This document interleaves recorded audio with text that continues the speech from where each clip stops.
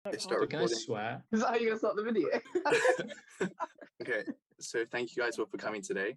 We're going to be talking about our experiences applying to architecture schools, from A levels to personal statements, and a quick look at portfolios and some advice for interviews. Don't No, I be agree. what you think they want you to be. If you're totally into gardening and that's why you want to go into architecture, valid and interesting. Totally I just agree. want you to have a good time. Like, Yeah, 100%. And you can always drop out if you want. don't deep it. Oh Jay! my god! I, Cold like, open to this video. I like waltzed into that interview being like so sure I wasn't getting it. Here to have a time of my life. Regardless of how it goes, you're going to think it went like bad, and if you think it went good, then you're like delusional. Good. That's not true. I thought it went so well. I I was like, thought- wow, No wait, Oh. cut that out. That's such controversial advice. you guys are Just so like, mean. live your life. Shut up, Jay. Live your life. Shut up, Jay. I'll leave it to you guys to introduce yourselves, like your name, year of study, what you're doing at the moment, possibly. Delph, do you want to go first? No. All right. I'm Delphine. I'm in the same year as Patrick, so second year, 2021, Second 2024. Yeah. Okay, well, Delph and I are just slaving away in studio. We're in second term right now. Things are getting kind of tough. But yeah, that's that. And Jay, next. Which year did we start? 2019. So you graduated last year, huh? Yeah, I graduated last year. So hello, I'm Precious. I'm same year as Jay, so graduated last year. I'm working right now, so I'm doing my part 1 in London. I'm Rihanna, and I also graduated summer just gone, in the same year as Precious and Jay. You girls in Australia. I'm taking a gap year after graduating, and then probably next year I'll go and do my part 1 job.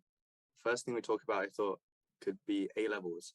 So for the lucky ones of you out there who already know that you want to go into architecture at this stage, what subjects can you pick to like make yourself the ideal candidate? So first, does anyone want to talk about like what made you guys go into architecture all those years ago? Or I can start to give you a vibe. So like I kind of wanted to be an engineer, and then I found out that engineering required lots of maths, and it didn't seem that fun because you just had to like do equations and lectures all day. You know, I've not regretted it. I started sketching a lot and this and that, and eventually like I didn't take art A level. Doing art was my full-time like passion, so it kind of made sense at the end of the day. I mean, I kind of landed in it because I didn't really want to give up the sciences or the arts. And then I was kind of looking for a way to do both of them, and then kind of found architecture. And kind of realized that it fit quite well because I was really interested in like talking about, I guess, social things. I really wanted whatever thing I wanted to do in the future to not just be about like a single thing, but like have like a larger role in like society and the world. That sounds really big. I don't know if I was thinking that at 18. Is that what you said at the interview though? Yeah, exactly that. But I don't know, it was like it was one of those things where I didn't want to give anything up, and then found this thing that allowed me to like be political. I was really into philosophy at the time, but also still be like creative and still like have that bit of like sciencey stuff. Fresh. What A levels did you take? I'm so boring. I did maths, physics, and art. And I would like, I mean, I'd recommend them, but that was because I enjoyed those subjects separately, so it kind of worked out for me. But like every like people in our year did a massive range of subjects. But yeah, I'm sorry, I'm not interested. I did the classic 3. I was literally going to ask you guys about that like in just a moment. Thanks, Rihanna. I'm just joking. Too Nice good. plug. Too good. Rihanna, at why I did you do. want to do architecture? Why did you want to do architecture, Look, Rihanna? I just want to flag that I wanted to do medicine for a very long time. Oh, I'm sorry, guys. Someone was the typical Asian child. And I was going to do medicine, and I took all medicine A levels. I started with like further maths, chemistry, biology, and I still had art as well. And then it wasn't until the summer of year 12 I did both work experiences, and I decided, oh, you know, like I think I do want to do architecture more, and I think it is the right choice for me. But it was quite late in the game that I decided, and then I dropped chemistry, so I finished with biology, maths, and art were my 3. And so I think that does just go to show like there isn't really an ideal set of subjects you can take, because I loved biology and I had a great time doing it, and it really didn't impact at all. I think sometimes math is important or art is important if a university specifies, but apart from that, just do what you enjoy. art is definitely important, or a design subject is important purely for portfolio. And art makes it easier to have a portfolio. Del? Possibly. Okay, you know what? I As you was took a sip of while I'm water. drinking water. Yeah. I got great Um, timing. Did Del tell you that? When did she join the call? I was getting changed. like, Patrick, have some boundaries, mate. Oh, it's because like none of you guys were joining, so I was getting really comfortable by myself. Oh, why did I choose to study architecture? I wanted to study architecture since I was very, very young. I think I was 12 when I decided that's kind of what I wanted to do. And it was, I don't know, I think it was quite an arbitrary choice in the beginning, but as I kind of, you know, learned more about it and actually like sort of looked into it, you know, it all clicked. I didn't take A levels. I took IB. I don't know if I should talk about. Do you want me to talk about that? Of course. Possibly more in detail later. But... Yeah. So for IB, I took HL high level English Lit, high level art, and high level global politics. And then I did standard level maths, physics, and French. Just in terms of subject choice, like even like for IB, you kind of have to take a science and you have to take a maths, but at the end of the day, you know, like it's not important which one. Like I know a lot of people who took biology and still study architecture, or a lot of people who like, I mean, I guess Rihanna did that as well. So like, I don't know. I think you kind of just have to choose what makes you happy and then go with that. And I guess the work will sort of follow, and how passionate you are about your work will just kind of prove itself as you go along, you know.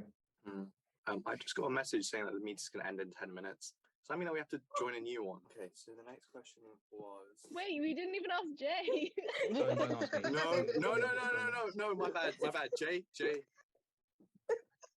It was weird because I always knew.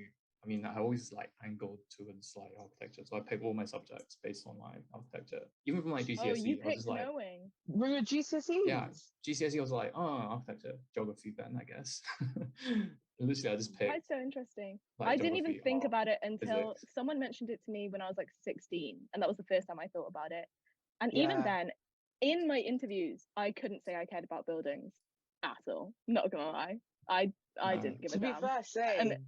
Yeah, and it isn't until 3 years later that I'm like, oh, it's a good thing I was into this. Screaming. I I still mean- like buildings. When I first picked my subjects, I picked them for architecture as well. And the only reason I took global politics, which later ended up being my favorite subject, was because there was no more space in geography. No, it was great. It was great. Highly recommend. If you can take global politics, take it. Okay, I mean, that makes 3 of us, because I only decided in like the second year of sixth form 2, 3 of us who decided really late on, and then 2 of us who decided quite early on, so it's quite a nice mix. Yeah. Yeah. I mean, I think that's kind of the nature of architecture. Like, you're not cut out just because you didn't do a It's- certain subject, right? Yeah. Yeah. I mean, it's such a niche like industry that you wouldn't really think about it. It's not like as direct as like STEM subjects where you can study in school. They Yeah. don't teach architecture in school, so you can't like you don't know what it's about until you start studying it. Whatever you expect, it's going to be different to Yeah. what you expected. In terms of the next question, I was going to talk more broadly about university choices, because a lot of the people watching aren't just applying to Cambridge, you know, right?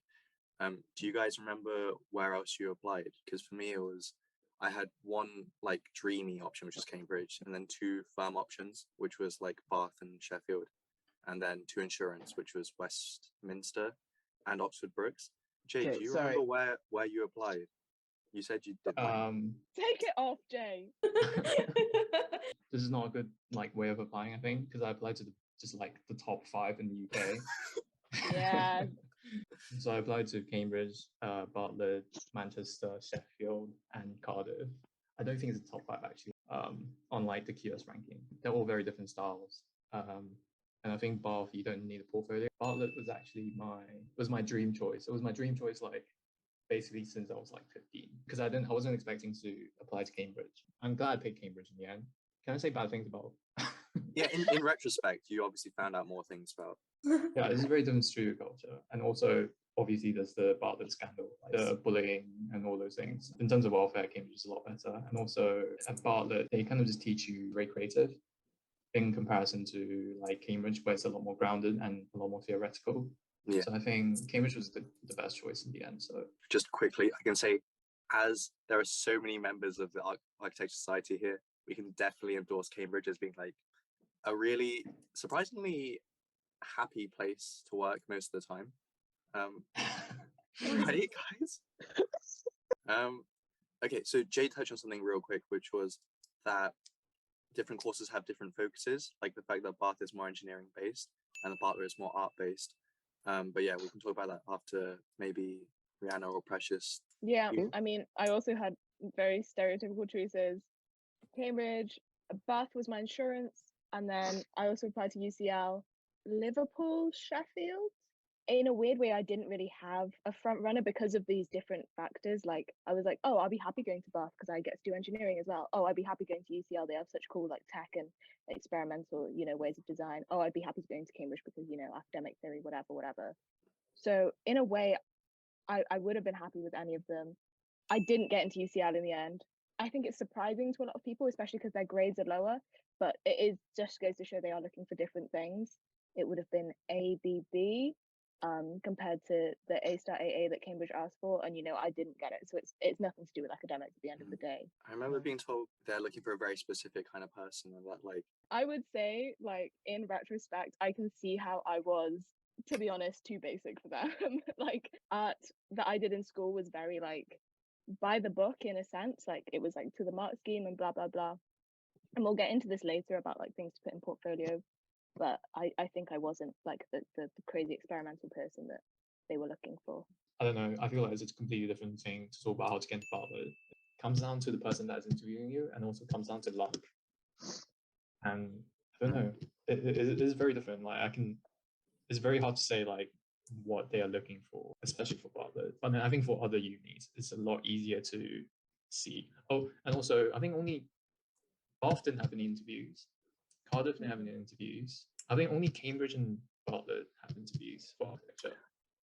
I found that Westminster and Oxford Brookes also had interviews. Like it's just really hit and miss. You just look on websites, right? A lot of unis don't have interviews for architecture. So yeah, that's one thing to bear in mind, I think. Yeah, so I applied to Cambridge, Bath, UCL, and Edinburgh. I was quite big on the place where I was going to live. The course kind of came second to that. I mean, with all those courses, they just kind of have the facilities to do what you want within them. So I was pretty big on like the culture of the university rather than like specifically the like content of the course. So Edinburgh and Bath, as far as I can remember, you don't have, at least when I did it, you don't have a portfolio and you don't have an interview. So it's like they're very similar to Bath in the fact that you just send your personal statement and then you can get an offer. And I got offers from both of them. And I really like both of those cities. They're like gorgeous places with brilliant courses. Like I definitely recommend looking at both of them. And also after graduating, I also recommend looking at Sheffield. I've met some really brilliant Sheffield graduates, and they do have a really good course. I think if you just look at rankings, you often miss like really good courses like the one at Sheffield. Also, yeah. So my Bartlett story is that I got an interview, but I didn't have the greatest time at my interview. I found their course really interesting, and I really enjoyed the people there. But my interview was just a lot. I had my interview, and then I'm pretty sure like maybe a couple of weeks later, I got my Cambridge offer. So at that point, I kind of knew that I didn't want to go to the Bartlett, so I withdrew my application. Well, I love that. You rejected them. Yeah, exactly. Yeah, also I'd say that's like it's not something to be scared of. I think often like teachers are like, oh, wait till you have everything and then make your decision. But if like honestly, deep down you don't want to be there, like just make the decision when you want to. Like do things on your own terms, 100%. Like rankings are helpful, but I definitely say one, visit if you can. Obviously, I know it's easier said than done. And two, like vibes are so important. Like I visited Cardiff. I knew like immediately it wasn't for me, but yeah, it was still like, sorry. Big up, C-Town massive. I knew that within like 2 minutes of like meeting a professor. And they were nice, but it just wasn't for me. So yeah, definitely visit, speak to people there. And also like remember that your time at university is more than the course. to look at other aspects. It's really important. Let me second that. I didn't know what you guys put as your insurance option, but I put Bath, and then in retrospect, looking back on it, I was like, oh, I would not have had a good time if I went to Bath. Like, and Bath like is even nice. though at the time I thought Bath was better than Sheffield, like looking back on it, because I've come to uni now and I'm like, wow, like Precious said, uni is so much more than just your like degree. Sheffield is like a big city, appeals so much more to the person that I am. But yeah, Delph, you're the last to go, right? I applied to 8 universities, 5 in the UK, 3 in the US. I'm not sure, in retrospect, I'm not sure how like smart it was, but actually writing US application letters is really fun. It's really fun because like they're more like little short stories where you like talk about personal journeys than personal statements are. So I actually I really enjoyed that. It was very nice and creative. Yeah, so I applied to Cambridge, UCL, Sheffield, Bath, and Edinburgh in the UK. Then Cornell, Berkeley, New Michigan in the US. It was easy for me to apply in the US because I was living there at the time. My college counselor was like, you should really apply to schools here. I kind of knew where I wanted to go from the get-go. Like I knew I wanted to go to Cambridge. Like I just kind of, I wasn't like confident that I was going to get in, but I just kind of didn't let myself consider any other option. As well as that, I was lucky enough to actually get into one of the schools in the US, and they have unconditional offers. So if, if the IB had, at least I'd have somewhere to go, So yeah, that's kind of what I did. I heard lots of interesting things about applying in America. Like one dude was telling me how he wrote like his application about him as an egg, and that got him into some like Ivy League place. I didn't get into Cornell in the end. I got waitlisted. My personal statement for that was literally about my journey into liking cheese. It was really like, that's what I wrote. I can't help but imagine like those admission students have like the funniest days, like reading all these wacky personal statements. In England, we'll talk about it, but it's like more conventional in a sense. Like teachers are always like, don't use stereotypes, like don't this, don't that. So the quick summary of like university choices, do some research online, right guys, and then like find out if you like engineering type courses, RT type courses, and everything else kind of falls in the middle. Like you can put them on a scale. It takes a while to figure out, but like just know what direction you're heading in, visit the towns, cities, places, right? Because ultimately the city makes up. Can I add one thing from like my perspective when I was applying? But like, because a lot of the times, a lot of international students will apply based on rankings because they have never been to these unis. So I think it's worth considering like rankings on everything.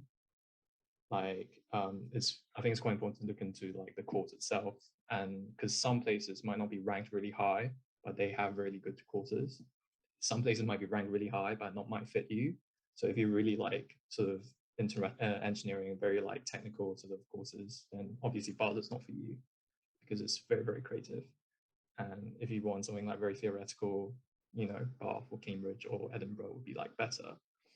So like at the end of the day, like rankings aren't everything. And like when you've graduated and you're applying, like firms don't really care about which unis. I mean, they don't care as much as you would think, but rather like the work you produce during your time there, I would say. Like if you have a very strong portfolio and you went to like a university that's not ranked very high, I think you still have a better chance of getting a job. It goes back to like the culture of like the university, but often universities and courses produce very specific types of people. For example, Cambridge often produce architects that like really like to have discussions and talk about architecture and have a very specific way of like understanding through drawing. Whereas Bartlett produces often students that are brilliant at programs and can do all these like insane things and really interesting programs. Often leads to different firms wanting different kinds of students. So for example, like Sheffield students, it's like a specific firm that loves hiring Sheffield students because they just know how to use the programs and know how to draw in the style. So in a way, it will matter when you get past that stage, but it's the kind of thing where it's complementary. Often you'll apply to places that are complementary to the course that you've done. Yeah, but still, I think not looking too much into rankings is quite important. Like, don't get like drawn away by the ranking because it's very easy to do that. And like, I think it's really important to consider like the pros and cons at the end of the day, and like what kind of architect you really want to be. Like finding a place that lets you flourish into the specific aspect of architecture that appeals to you. Yeah, for sure. 100%. Yeah. Yeah, that's a quick segue. I cannot believe this man earlier was saying, I'm not gonna have anything good to say. That was really, It really was good. lovely. Yeah, moving on to personal statements. So quickly, personal statements. I've written a really long document on the application process, and I've done an outline of how to do personal statements just from seminars I've been to. So I thought just more in terms of the advice side, do you guys have any advice not on the specifics? Write a million drafts. A million is too much, obviously. But I think the thing with personal statements is you want to write it really well at the beginning, but you have to understand that your first draft will be horrendous. It will just be awful. And the best thing with personal statements is just to get going as soon as possible and just run through as many things and adjust it as many times until you're comfortable with it. Don't leave it till the last minute. I'd say also consider writing about things that actually made you think about the architectural implications of something, not even if it's not necessarily to do with architecture. I went to, part of my personal statement was writing about an urban farm that I went to, and that on the surface has nothing to do with architecture, but all the stuff that I thought about and all the stuff that I explored then in my personal statement with it actually was quite grounded in a lot of theoretical stuff that we discuss in lectures and supervisions. So if you think about something that has... Read all the things you said you've read. Yes, don't lie. Don't you lie. Never lie. About Hot it. take. Also finish the books. Yeah, finish the book. Don't read halfway. Yeah, I think that's a really interesting point about everything that you say could potentially get taken up on, and that can be a good thing and a bad thing depending on how well you prepared for that. Before your interview, definitely go over your personal statement several times. Yeah. Also, non-architects, non-arts teachers, English teachers, get an English teacher to read your personal statement because you don't know grammar, you don't. I mean, I don't know grammar. Yeah, it needs to make sense for everyone, not just architects. I think I sent mine to a history teacher. It's terrible advice to say be interesting, but I mean, don't be what you think they want you to be. Just honestly, if you're gonna go to university, do it for yourself and not to try and impress anyone else. If you're totally into gardening and that's why you want to go into architecture, valid and interesting. If you are totally into history and the architectural history, fine, say that. If you have a niche, really go for it, because I think those things do make you stand out rather than being one of the I love science and art massive I didn't put that in my personal statement, to be fair. I'm pretty sure I did. Yeah, I think I did too.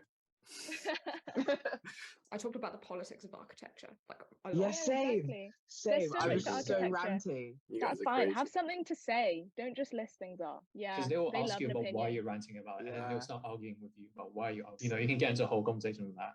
I honestly think that's what got me in. I think my rile them up. my interview and how just passionate and political I was about how evil architects could be, and I wasn't one. I just wasn't one. Passion. Sorry. Sorry, what? Sorry, guys. I'm excited for you to watch that bit back. Fine. Portfolios. Okay. Portfolios. Next point. Let's just skip over that last part. It's fine. Like we were saying earlier, it varies greatly depending on where you're applying, but the same words always keep popping up on these websites. Spatial understanding, artistic ability, and creativity. When I was doing my portfolio, I didn't really know where to start. What do these words really mean to someone who's right now at that point of assembling a portfolio? I say it basically means they want to see things that are 2D and 3D, so they know that. And also, if you can have those things relate to one another. So yeah, I had a painting which I converted into a sculpture, and spatial understanding. It's a complex word, but basically they just want to know that you can turn things that are flat into things that are 3D. And I wouldn't recommend doing that through architecture at all. Don't draw a plan and then give them a building. They'll hate it. I think sketching architecture is okay, but yeah, don't, because they know that you haven't studied architecture and you probably wouldn't be able to draw a plan section properly. So don't put those things in. Just put the work you've been doing. If you're doing art, just put it in and do things that you've been doing on the side, or side projects, sketches. I mean, those are all really good. But if you have nice architectural drawings, like sketches, then you can put it in.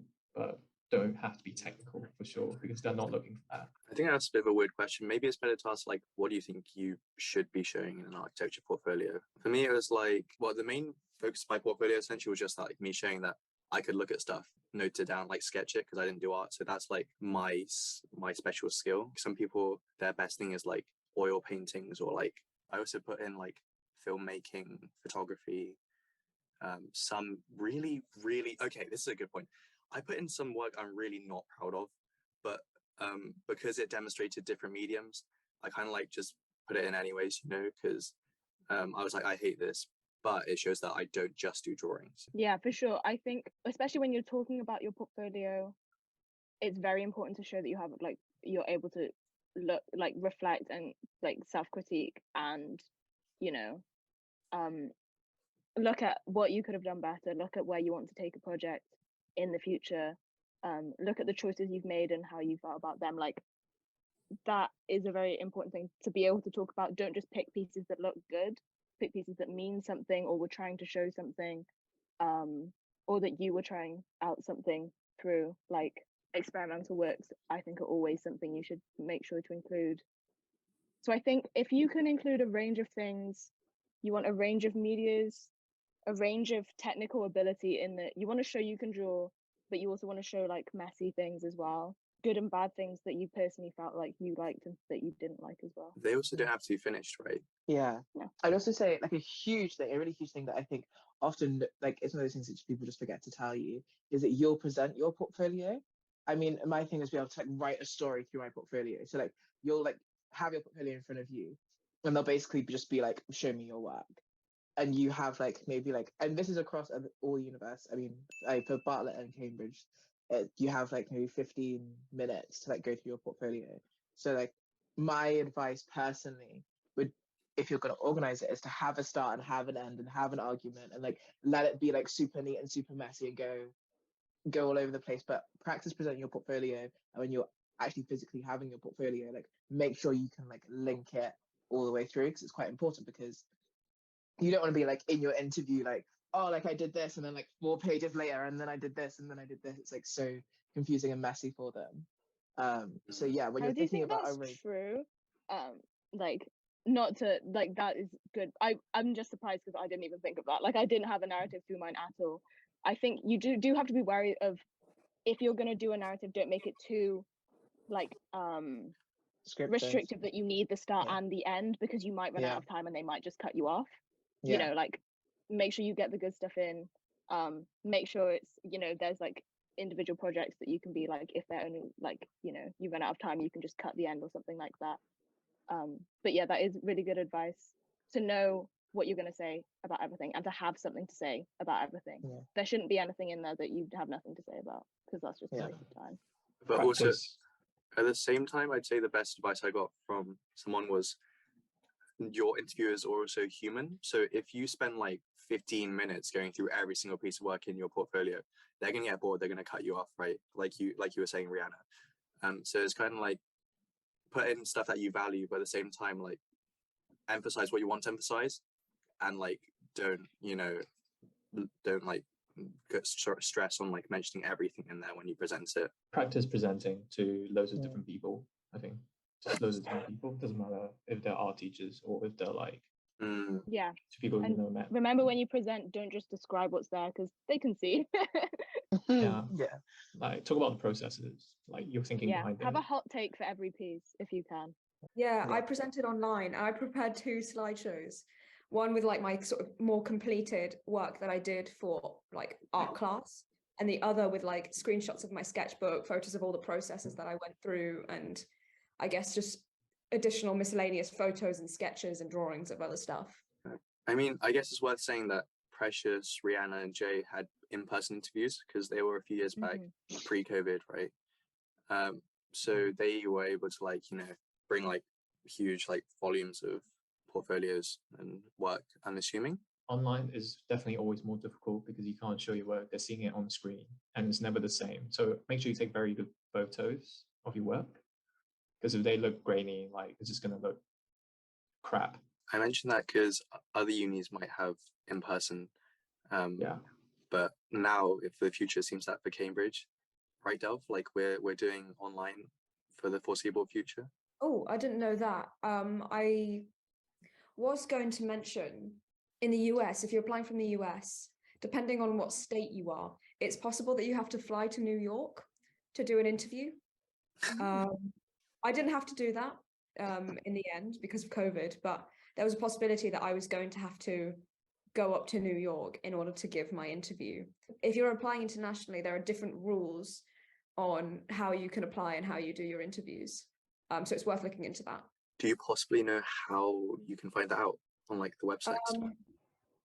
Yeah, I believe it was on the, I mean, when you look up whatever, either the uni itself or the specific college or the faculty, usually it will give you like a sort of checklist or some kind of box that describes what the process is for international students. And I think the New York thing, I'm not entirely sure, but I think that was architecture specific, something about having the technology to display portfolios, or that they'd be able to come over to you and it'd be like meeting in the middle. The last thing to talk about is interview.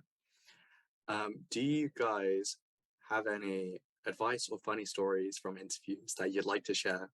Because I think the funniest thing is just finding out all the stuff that went wrong. For me, it was, I started screen sharing and I screen shared the notes page of all my pre-prepared answers. That's actually That's hilarious. And It's so funny. I went so red.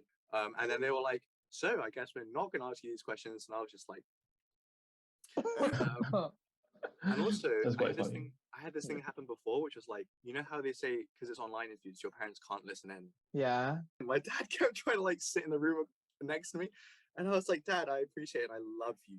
But like, please, I can't deal with the pressure of Asian dad behind me, interviews in front of me. Mine was at 7 a.m. 7 a.m. They assigned me a Jeez. time. Originally, it was at the time that they assigned me. I think it was an 8-hour time difference, right? The time they assigned me would have been at 1 a.m. I texted them like really nervous, like, hey, sorry, this is a ridiculous time. I'm not sure I can make, no, it was more like, I'm not sure I can make 1 a.m. That might be quite hard.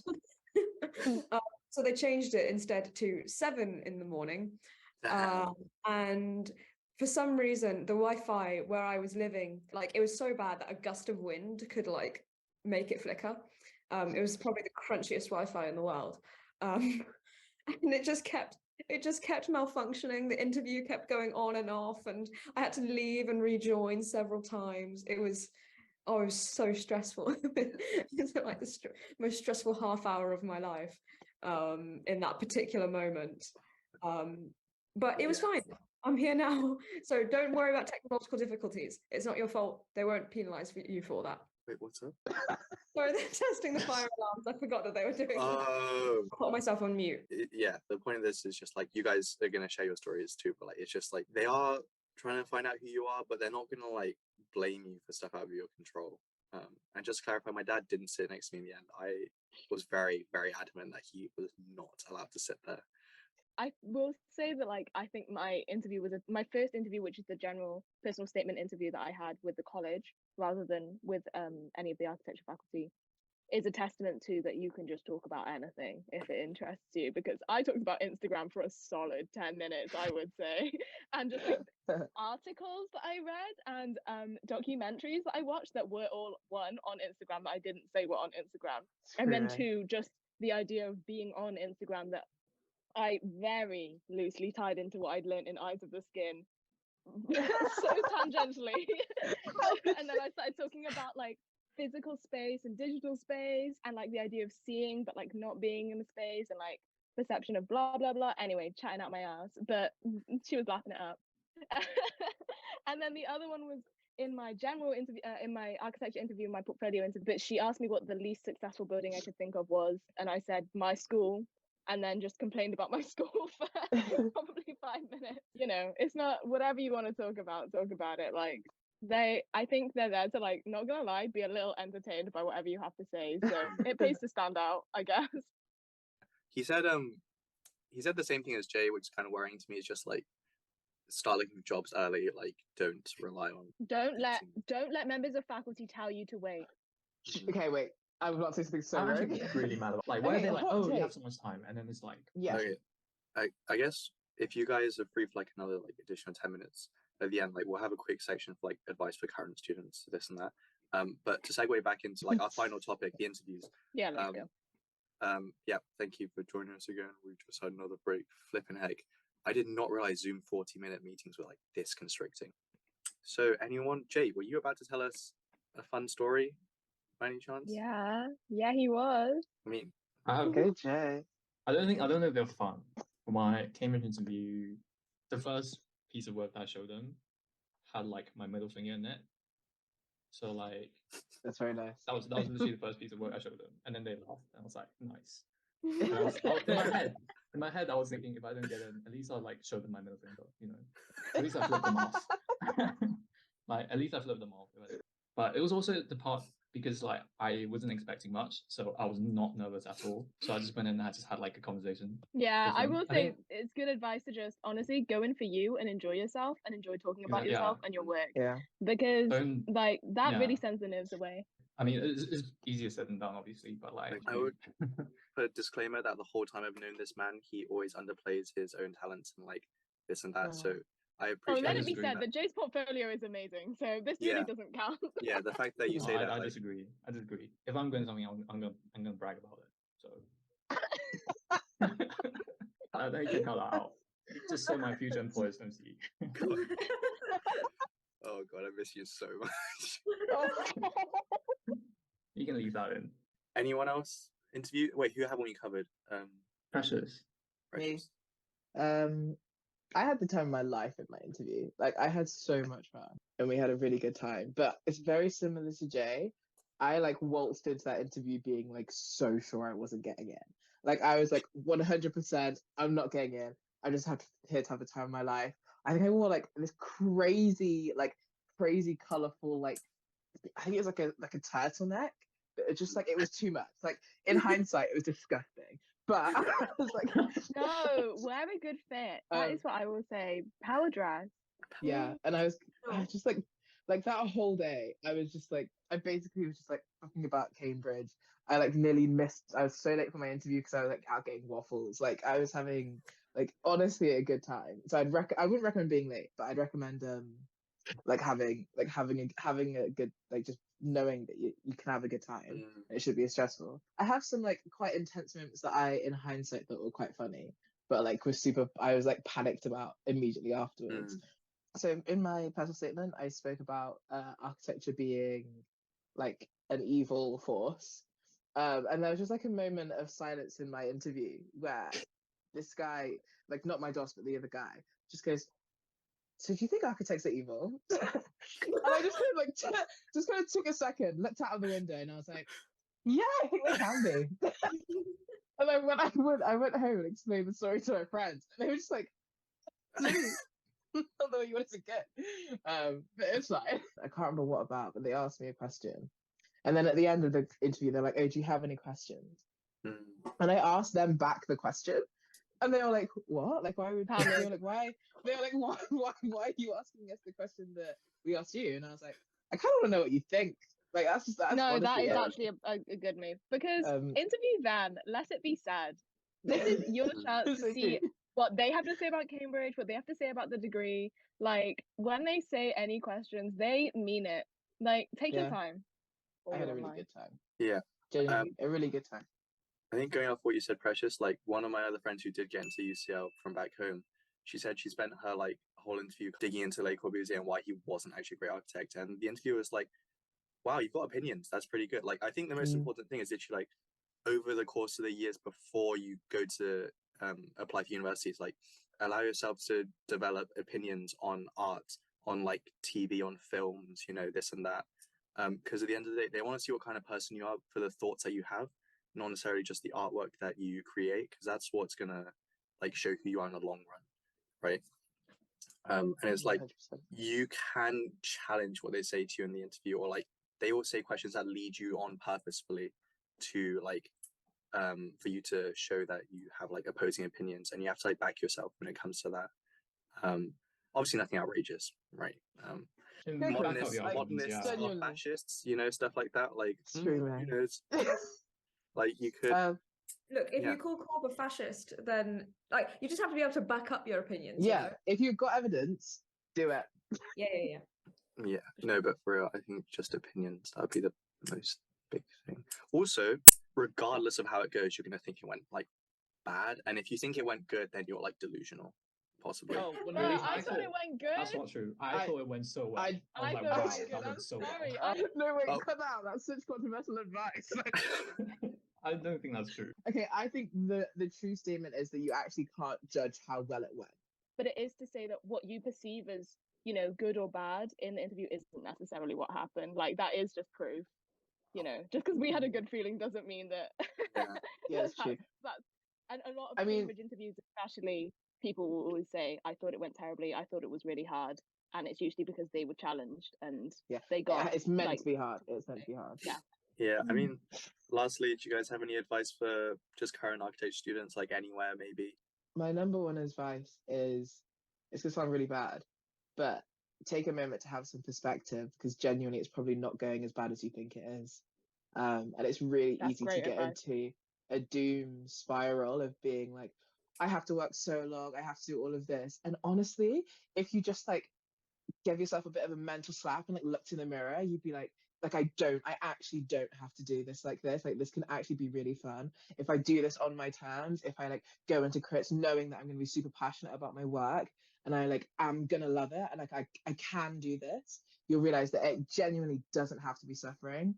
I definitely realized that too late. I realized that in third year, when I was like this project and this year has to be something that I'm crazy passionate about, something that I want to leave and I want to talk about, and I just want to do it on my own terms. And as soon as I realized that, like, the course changes massively. Like, I had so much fun. I loved my project by the end of it.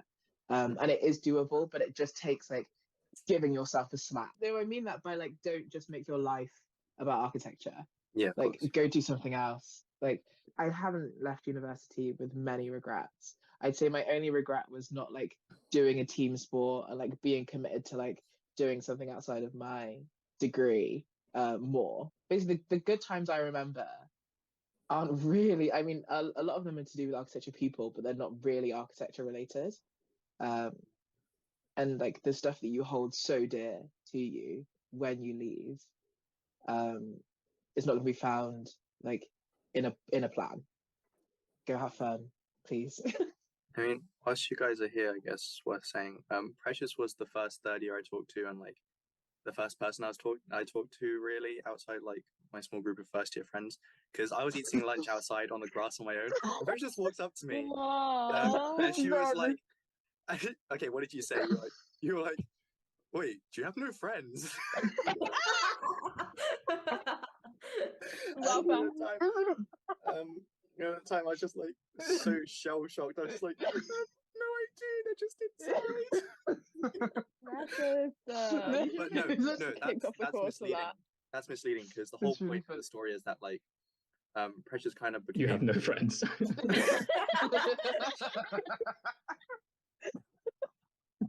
Del, back me up, please. Look, man, I don't even know you. Like, Oh, okay, well, you're not getting paid for being here anymore. No, the whole point is like, even though she had all those responsibilities, she like became one of I'd say my best friends, even though it might not be the same the other way around, obviously. Hey, you Patrick, stop it. Yeah, and Cry. then, no, Cry. I with, dare to. with Rihanna, I'm it not was gonna like Rihanna, like I saw one of your crits, third year crits for some reason. Like, we finished our crits, so I walked downstairs. Why'd you do that for? No, it was the one about the Because I thought it was gonna go microbreweries. really well, so I just, as a joke, I told everyone to come. But it was just like, I watched that and I was like really, really super inspired by the work, like the Aw. collages, and also like the way you talked. It was super confident. My favorite part of the whole thing was like how you responded to like the criticisms of the visiting critics, I guess, because I was like, damn, she knows what she's talking about. Like, she's like giving back as much as she's getting. I was like, Aww. yeah, that's Yeah. kind of how I hope to be in That the was, future. I will say, the highlight of all the crits I've had was that one crit, which for some reason just I'd really prepped for it and it went well, and then the others were absolute train wrecks. So I'm so glad you have that memory, Patrick. Jay, I don't know why, like every time this dude didn't give much back to me. I don't think no, I Tell me remember about so life. clearly Patrick loving Jay from the beginning, and Jay not really caring until like second term, and something switched, and Jay was obsessed with Patrick. I wasn't No, like- obsessed. no, Yes, this you man were, was Jay. never, No, I was wasn't. never obsessed. Like Yeah, no, he was. I refuse to believe. No, it, 'cause, I like, would no. Like once you got on his radar. To be fair, like Jay and Sang, I don't know what was going on. Oh, It was yeah, Patrick that this was- and Patrick that. All I No, would hear about is every single day. Patrick. So- Like, Do you one want of to the know only why? Do Thursdays you want I to know why? Because there's so few Asian men in studio. That's fair. I'm calling out the diversity. There's no diversity in studio. No, We were like no, Asians I'd say it together. was like You didn't Asian look up thing. to You me. saw him as a father figure. it's like a super chill dude. I don't know why I had this attachment to him, but like every day I'd like look forward to going to studio and be like, "Hey Jay, what are you working on?" I had such a clear memory of you doing that once and Jay ignoring you and you being so sad. Jay was literally playing so hard to get. I feel like if you don't know someone, you really don't go out of their way because I really forced Jay to be my friend in first year. Reddit, though. It was those are like some of the best memories I've had since coming to uni. It's so nice that that Patrick remembers like each of his first impressions of you guys and how good he felt about it because he didn't even know my name like 5 times and he just didn't know who I was. I talked to him for 3 minutes and then at the end of it I'm like, you don't remember my name, do you? It was really.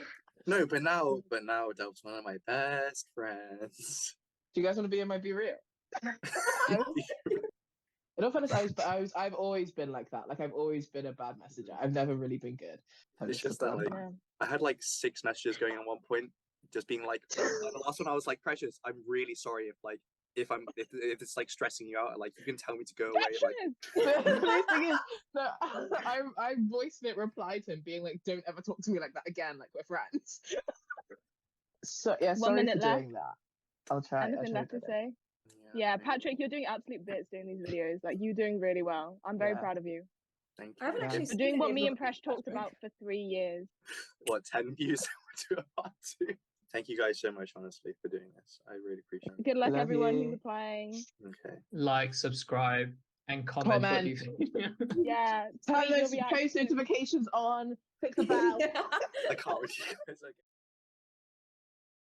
Let's up the diversity level of this call right now. We're gonna have to cut that part.